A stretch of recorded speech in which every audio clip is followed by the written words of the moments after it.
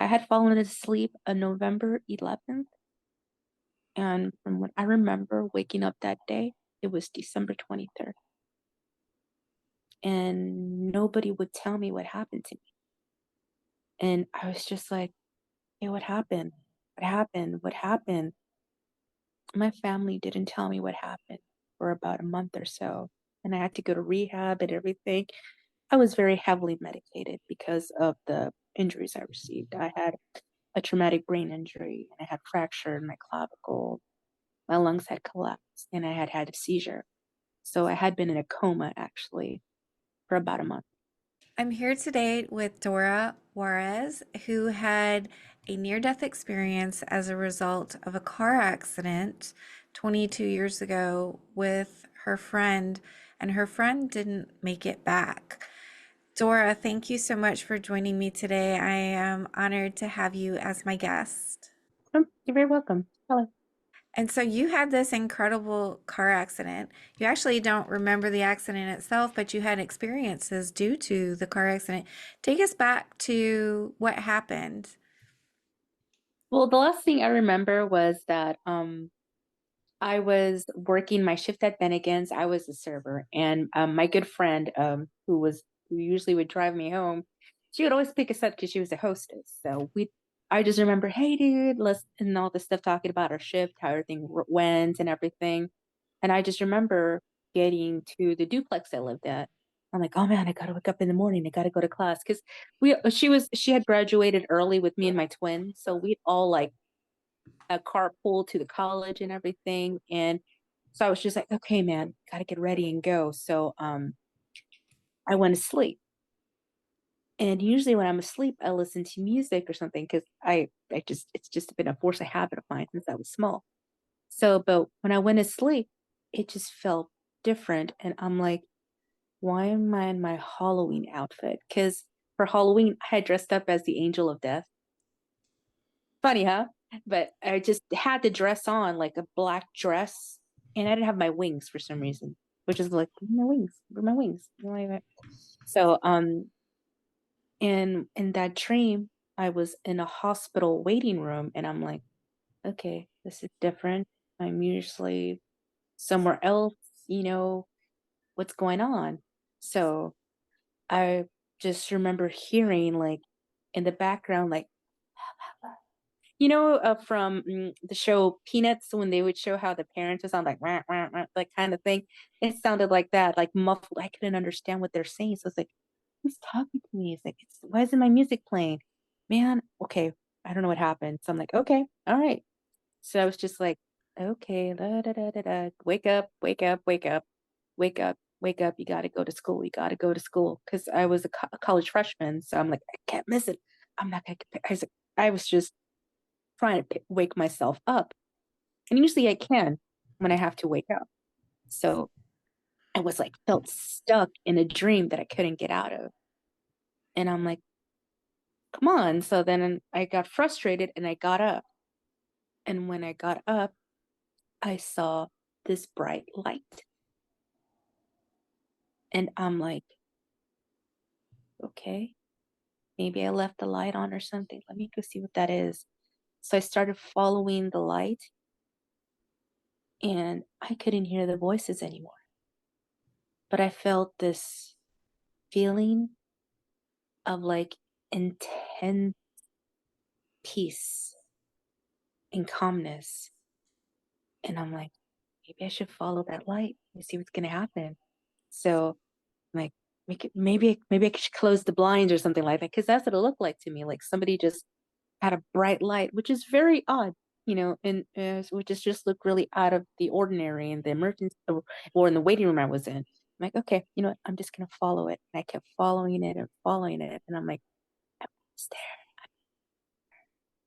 And then as soon as I was about to reach that light, I felt this intense pain that pushed me back. And I'm like, no, I want to go towards that light again. I love the way it felt because it gave me this peace that I've just never felt before. And I'm like, no, I want to go back. And then when was checking myself again, I was back in the chair that I was in that waiting room, but I couldn't find the light anymore. I'm like, where'd that light go? And I started hearing the voices again. And I'm like, okay, all right, all right, come on. You're gonna wake up, Dora. Come on, wake up, wake up, wake up, wake up. You're gonna wake up soon. Your bladder probably will do it. It usually does. Or mom will wake you up. Or maybe your Nora, my twin, will wake me up. And I'm like, oh, come on. I started getting frustrated again. And then in my dream, all of a sudden, I'm like, hey, wait, I see my mom and dad. When I'm in dreams, usually I can talk to people and stuff like that. But I go up to them and they're not responding to me. And I'm like, Mom, Mom, Dad, don't you see me? What the heck, man? This is a dream. You're supposed to see me. And they're just like crying. And I was like, okay, what's going on? And then I was just like, oh my God, this is just getting frustrating. I got to get up. I got to go to class. And so I sat down and I pouted and I went, I give up and everything. And as soon as I did that, I felt myself wake up. And when I woke up, I was on a wheelchair. I'm like, okay, where the hell am I? And actually, I'd finally woken up. I had fallen asleep on November 11th. And from what I remember waking up that day, it was December 23rd. And nobody would tell me what happened to me. And I was just like, hey, what happened? What happened? What happened? My family didn't tell me what happened for about a month or so. And I had to go to rehab and everything. I was very heavily medicated because of the injuries I received. I had a traumatic brain injury and I had fracture in my clavicle. My lungs had collapsed and I had had a seizure. So I had been in a coma actually for about a month. And when they finally told me, they had told me that I was in a crash caused by a drunk driver and that my friend that had usually picked me up and everything, I actually lost her that night. And I didn't get to say goodbye because I was just a little too busy trying to stay alive.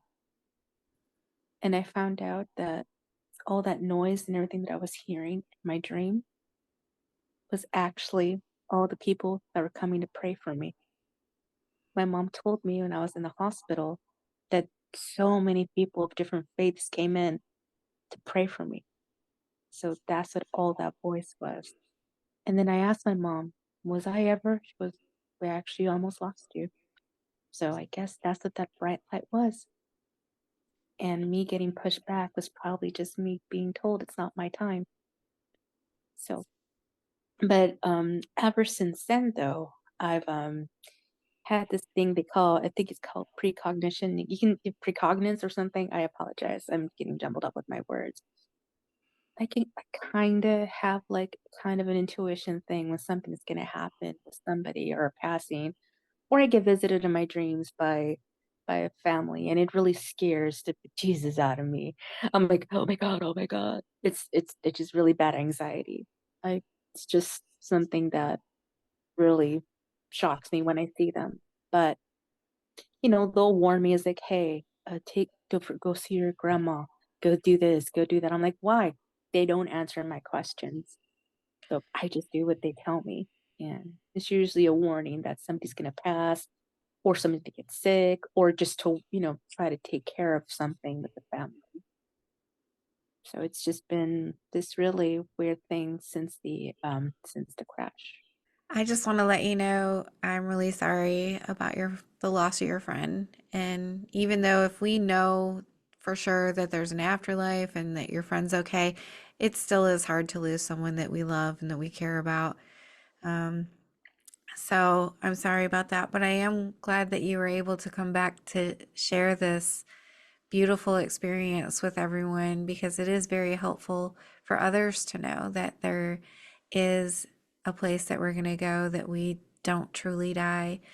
Is that kind of the feeling that you got from this experience, that you're never really going to die? No, it's like I said, that feeling, getting to that light was just really peaceful, like inner peace feeling that I've never felt before.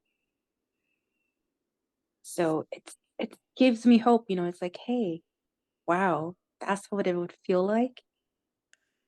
Because I remember growing up going to church and it was like, when you get to heaven and all of that stuff, I'm like, that feeling you're gonna feel, it's like I've got a little taste of it and I'm like, I can't wait when it does happen. It feels so, I can't describe it. It's it's just it's an experience for anybody else that has you know ever had that sort of closeness to actually being there. I'm not sure if they have that sort of feeling too, but that's what I felt.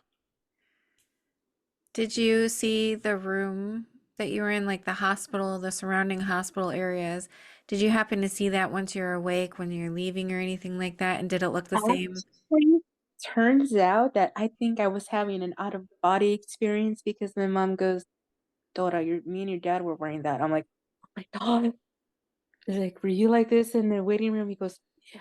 And then I remember when I got out and was walking in the waiting areas, I was like freaking out. I'm like, the waiting room. That's where I saw you guys. Like, yeah. I was like, my God. So yeah, it looks like I was also having that whole out of body experience thing but like I said, I just thought I was stuck in a dream I couldn't get out of because I just felt so stuck. Like I'm like, wake up, wake up, wake up. Because that was what I was saying to myself the whole time. Wake up, wake up, wake up, wake up, wake up, wake up, wake up. Yeah, I didn't wake up for a bit.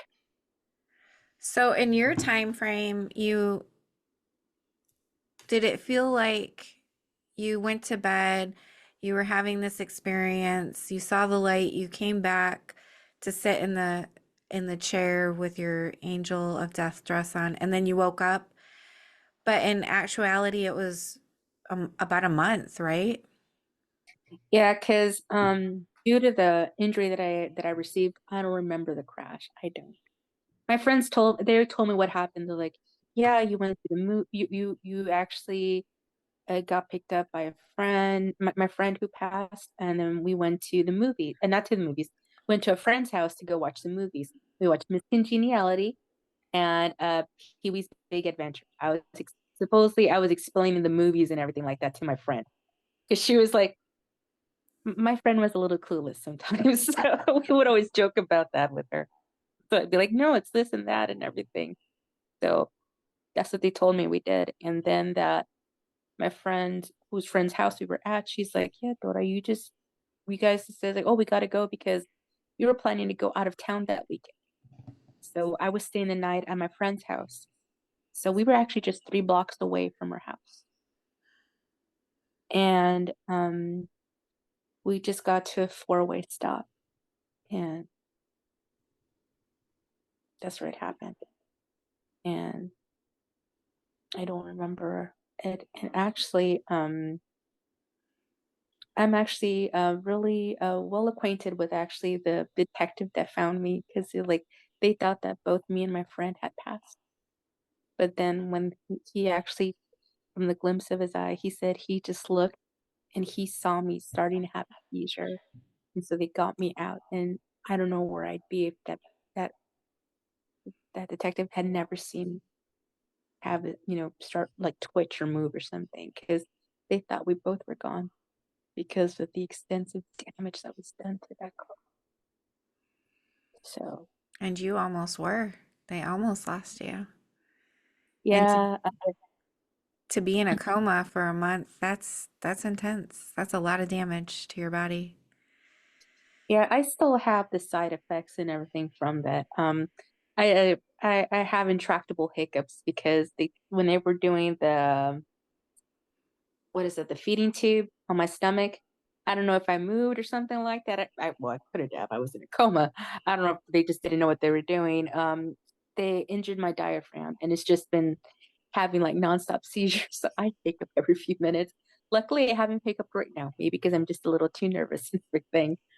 But aside from that, I do like battle like vertigo episodes, and also I have a walking impairment because part of my brain that was injured actually controls my right foot. So I limp when I walk because of that. And luckily, I haven't had a seizure in 8 years, but it's just something that I've battled. Medications to take all this stuff. I feel like an old lady with all the pills and everything like that. But it's just to stay alive. Yeah, I'm glad that there's something to help you. Tell me about who you were before this accident. Were you raised in a religious household? Did you have any spiritual beliefs? Yeah, actually, my mom is like a very devout Catholic. But my mom had told me, because right before the accident happened, we had just lost my uncle and my grandmother and my great grandmother and my grandfather within a year. And my mom goes, that seeing what you went through, Dora, and like all the people praying for you, it brought back her faith and everything like that. And so my mom is at church every Sunday. She's like, come on, Dora, come with me. I'm like, I'm going to say, hey, if God can wake you up, you can wake up to go to church. Come on. My mom's like that. She's a very devout Catholic. And growing up, one of my best friends that I had in elementary, she's like, come on, come with me to church. So I actually joined a church youth group. So I was a very active kid in the church and everything and the choir. But then I graduated from high school and I started trying to do whatever to. And before my accident, also, I was very angry at God because my uncle, who we lost, he was one of my best friends. I was just so sad. And then I lost my grandfather 3 days after my birthday. So I was just like overwhelmed with so much grief and everything, being so angry. And then when I found out everything that happened, I felt so unworthy because my friend who passed, she was she was raised in the church and everything with her family too. She was a big believer in faith and everything. And I felt that I was not worthy of the second chance I got when I think she should have been the one. And I was so doubtful with everything. But I remember before the accident happened, she introduced me to that rock band, POD. That song Alive had just come out. And she told me, oh, that's the band I listened to because she used to have them on the Christian compilation CDs. I actually got to meet the band and told them about her. And if you actually watch one of the live things that they show for the show here in Austin, you'll hear during it live, he sends out the song to my friend and he kisses me on the cheek. People are probably freaking out. It's like, why the heck did that happen? It's like they don't know because when I paid for the meet and greet, I told him, like, I discovered you guys through my friend. And when I was in the hospital, I kept hearing their music and I didn't know she had died. I didn't. I told him my family didn't tell me because they wanted me to be okay and a better sound mind when they can tell me. So I kept hearing the songs for Youth of the Nation and Alive on VH1 because I couldn't get MTV. So I'd be watching those videos and I kept hearing it and I didn't understand it. But I felt it in a way as of her making a presence known to me through that band. And I told the band about it. And I remember seeing the band getting so choked up about it. I go, thank you guys for helping me. And like I said, so when I went with so when he sang Alive, he sent it out to my friend. And I was like, it gave me a little bit of closure in a way. I've been able to sleep since then because I've been battling insomnia since then, just being scared to go to sleep because kind of freaks you out, going to sleep one day, then waking up a month later. Why do you think that you were hearing their music in the hospital? Was it your friend, do you think, sending you Yeah, I think so vibes? too, and I didn't even know then because I told you my family wasn't telling me because the doctor told them, are you going to tell your daughter? It's like she has to know eventually, but like, no. So they just told me different stories that I got hit at a gas station. I'm like, but then when I was finally coming to mind, I'm like, I am not that clueless. I live both ways. I'm a paranoid person. What happened? And eventually they had to tell me either way because we had to go to court for the hearing of the driver. And they told me, and I've never cried so much in my life when they told me. And it really broke my heart, that she was buried when I was trying to stay alive. But my mom had told me that she felt that my friend wouldn't be upset with me and everything. She knows that trying to stay alive and everything, but I've always had like this lack of closure of it. And it's funny though, because whenever I get upset about it or I start crying and blaming myself, she'll come out of my dreams and be like, "Stop it. It wasn't your fault." It's like, "Do you need me to come and haunt you?" I'm like, "Don't." She's that's who she was, by the way. She's like, "Seriously, don't do that." She was just that friend you needed. She was so I try not to blame myself or have any guilt because I am not. I know she's gonna come out of my dreams and get mad at me. She does that, which is hilarious. And then I try to hug her so many times. She goes, "No, because you're not gonna let me go." I'm like, "Please," because I always try to give her a hug. Sometimes she'll let me hug her. She goes, "You gotta let go. You gotta let go." I don't know what that reference is of me having to let go.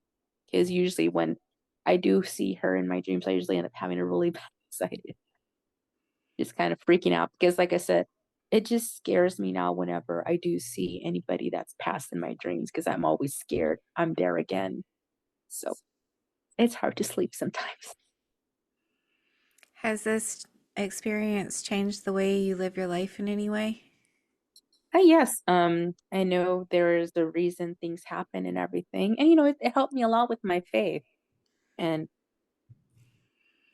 I try to help as much people as I can and be like, "Hey, you need this, let me know." I try to at least make a difference and try to stop people from doing things. I always tell them like, "Hey, give me a call, let me know."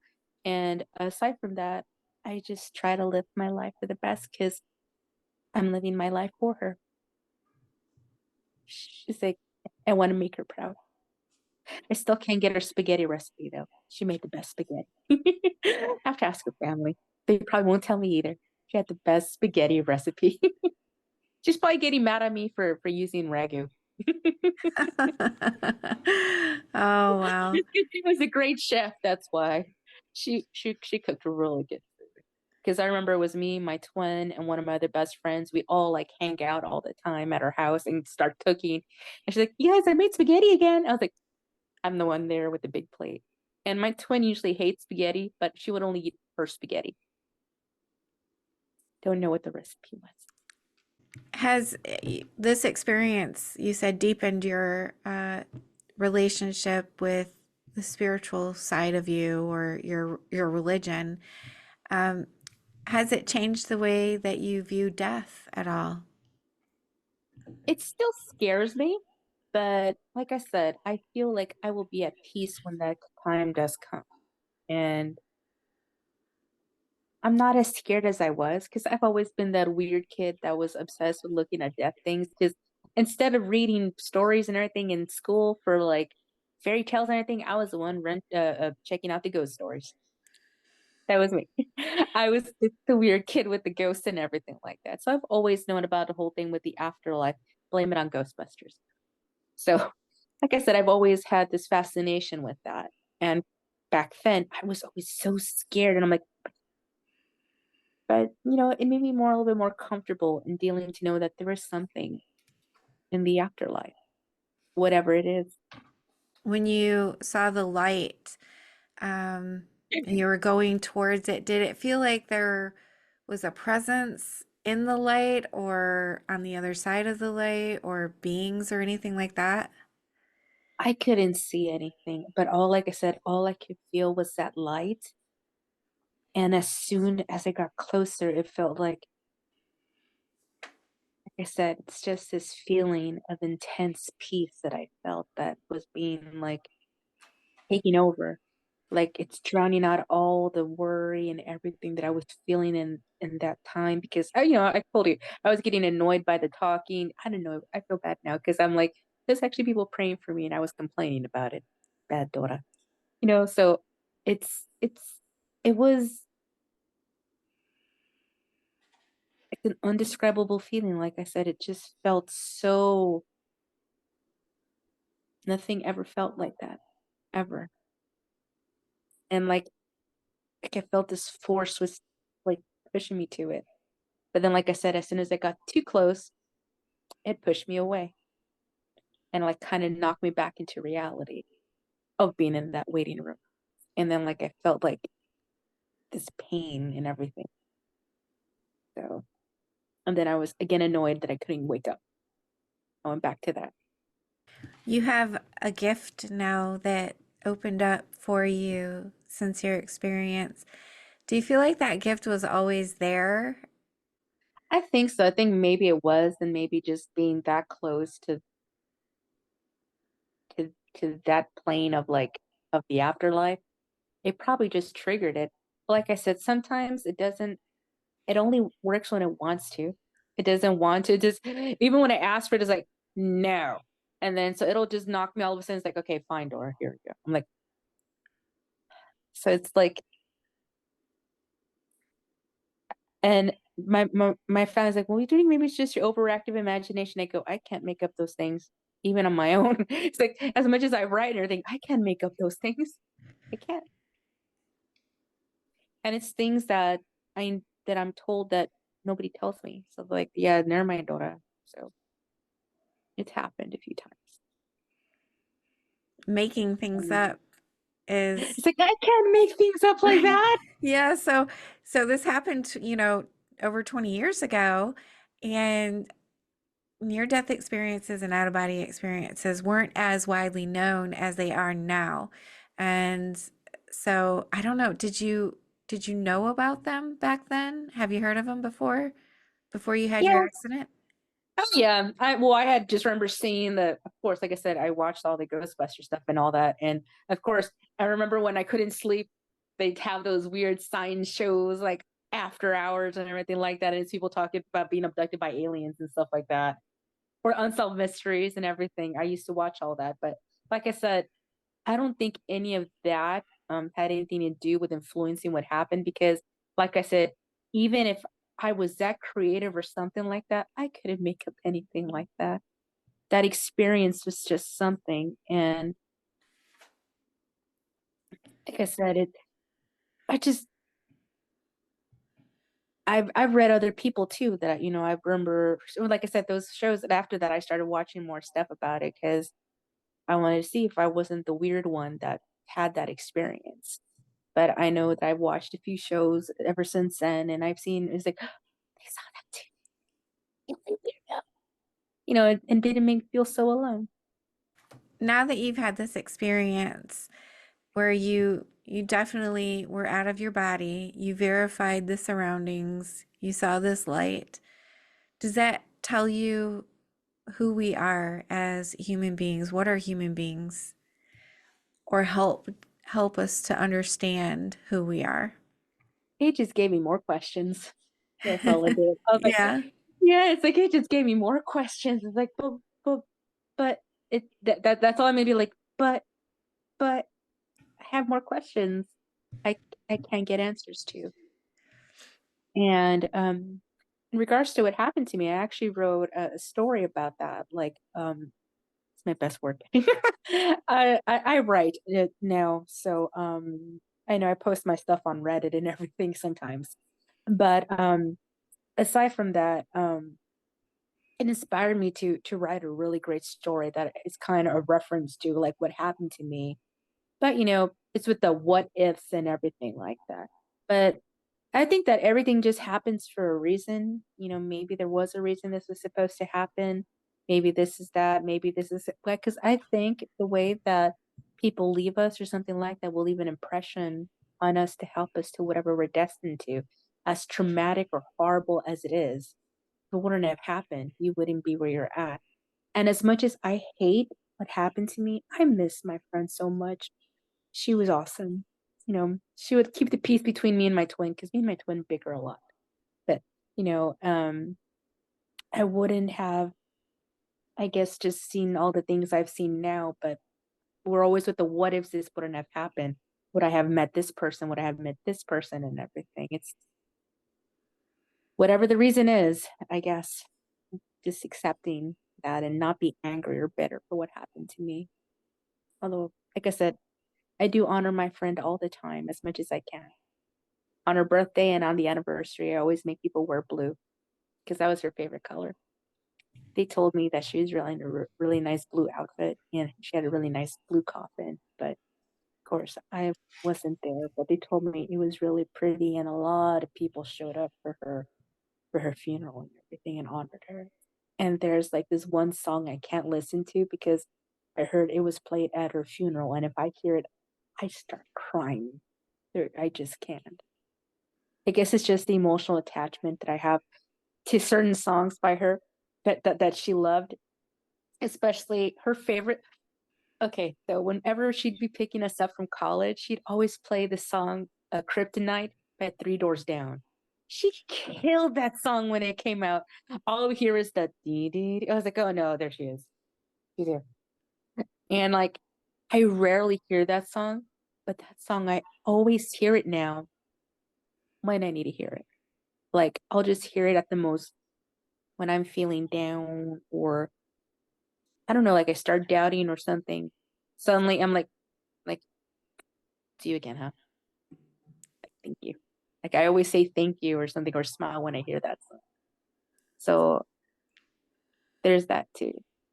Well, it sounds like the two of you had a lovely relationship, and she continues to keep that relationship with you in your dreams. Do you ever see her or sense her with your gifts, your newfound gifts? Sometimes I do, but it's mainly when, like I said, whenever I start doubting myself or feel bad or something like that. Or sometimes she'll just come out when she knows that I need to smile or I need to get something like that. She'll be like, I'm like, I was like, what are you doing? And she just, bye. I was like, that's not funny. Stop doing that. Stop doing that. And I'm like, why did you do that? It's not funny. And and my twin would be like, yeah, she comes in my dreams too. I was like, because she was actually my twin's best friend. So I know that that really hurt her a lot with her loss. And sorry about that. Still my sniffles over here. Um, I apologize. I'm getting up, It's okay, you're fine. but Maybe your twin couldn't handle the loss of you both. yeah, I could just imagine. But I told her, I'm sorry, I'm still around to annoy you. She's like, I, yeah. She was bothering me earlier. It's usually me bothering her. Usually the bothersome. But So you sorry. would you say that you know for sure that your friend hasn't died? She's come to you in your with your gifts and in your dreams. Has she really truly even died? No, she lives on. I know that. But I know that for sure. She had lost her mom, I think 2 or 3 years before the crash. So at least I know she's with her mom. I know she really missed her. Although I know her sisters and her family that she has still here miss her a lot too. Because, like I said, she was just always a very happy-go-lucky girl. She was like, "Hey, how you doing? Hey guys," and it's like she was just a ray of sunshine. Whenever you're mad, she'd be like, "Really?" And then, but then, of course, we'd have our moments that the like we'd have late night treks to Walmart, and we'd always be playing tricks on her, and or she'd be trying to play tricks on us, and we were just being teenagers. She I still know that we carry on her memory in everything we do. Because I know that every year we do the walks, me and my mom, we do the ones that they have for MAD. And then there's some other ones that we do. And, always to honor everybody we've lost. I always walk for her as much as I get out of breath and everything like that. Well, good for you. I'm sure she sees that, and you're making a difference for others as well. I actually don't drink. It's not just because of the accident, but well, it's the main reason too, because I do to honor her because we weren't even the ones that were intoxicated. It was another guy. We were just a bunch of teenagers on soda and a bunch of junk food trying to get home to sleep. And I don't. And like I said, with my family and friends, I haven't even said it. I'm sorry. I'm getting a little nervous. Whenever family or friends need anything to get home, I always tell them to call me or I'll pay them something because I don't want them to go through whatever I went through. In my last job that I actually had, I was actually the person who'd get you the the breathalyzers and stuff like that. And that's what I was working for before. And I always tell them, hey, you'll help save a life. Yours and somebody else out there. Good for you. That's important. So in a way, or you're a very important thing to help others, not only sharing your story, that helps because people need to know or people want to know, um, that we are eternal beings, that death isn't what we have been taught. And you're helping by making sure that people aren't out there driving drunk on the roads because, yeah, it's not just themselves. It can affect innocent lives like yours and your friends. Yeah, I actually had was supposed to be going to college to be a history teacher. I'm still struggling with trying to finish college because of the injury that I got. I have a little minor memory issue sometimes, and I just can't really process a lot of my memory sometimes too. So it gets kind of hard. I'm trying though. But I might just become a tutor or something like that for history. That's what I'm trying to do. I know it's getting late already for me to do it, but hey, never too late to get your college degree. I've seen people getting them in their 90s. So, That's right. And you're definitely not too old. no, no, no, no. I'm 40. I'm not that. Yeah, no, and like I said, I try to live my life every day and try to honor her as much as I can. I know I'm like, you did that, didn't you? I already know it's her. It's like, seriously, you again. I know that's you. And I just, I know she makes her presence known when we all need it, especially me or my twin or one of my friends. Like, that was totally Mel. He's like, yeah, that was totally her. So we'd be like, we would just do that. Um, oh yeah, that was my friend's name. Her name was Melissa. She was actually, and they named my niece after her. So her name is being carried on in our family. And I think her one of her sisters, one of her nieces has her name too. So it sounds like she's never really left. She still kind of jokes around with you. Yeah, I was like, oh my God, I walked into the door. I goes, she totally did. I go, yeah, she's probably laughing at me. Probably laughing at me because I'm a little clumsy sometimes. But I was gonna say it was so funny though because she was so clumsy sometimes. She was really freaking smart. Remember, we went to school together. So I remember when I was in school and I had to get out of the pre-calc class because I didn't pass the previous algebra class. So she's like, "You left me there alone." I was like, "Sorry, I'm not I'm not smart like you." So I had to go to back to take algebra 2 again, and she got mad at me for abandoning her in pre-calc. I was like, "Sorry about that," but she was a very, very smart girl. What is your biggest takeaway from this experience? If you have to say that you learned one lesson, is there something that you could kind of put into words? You know what? I'm gonna have to quote the late George Michael. Sometimes you just gotta have faith. That's how I see it. Because you never know how much that little faith can save you. Because that's what I saw. Because as I mentioned, my mom told me so many people of different faiths came to pray for me, and I didn't even know I was worthy of that sort of help. I was just a normal kid and everything like that, just doing my thing, and I didn't know I was gonna get so much love and support from people I didn't know. So I just know not to doubt my maker anymore.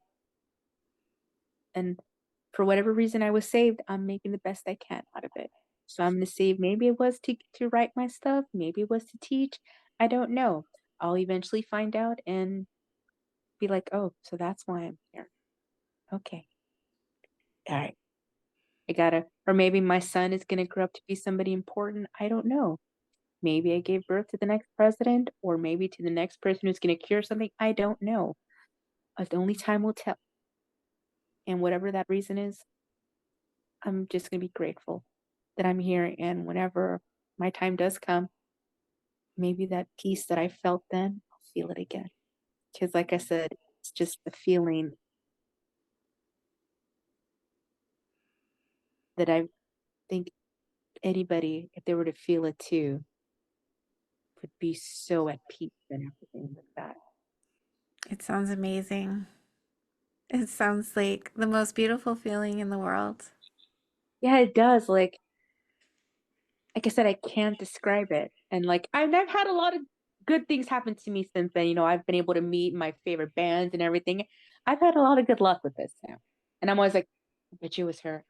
She's probably laughing at me for doing this because I made a butt out of myself in front of the Backstreet Boys.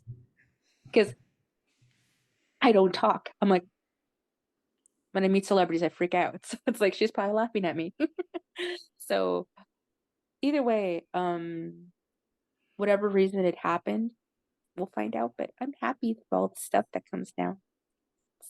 If my viewers wanted to reach out to you if they had questions, would that be okay? Sure. How can they find you?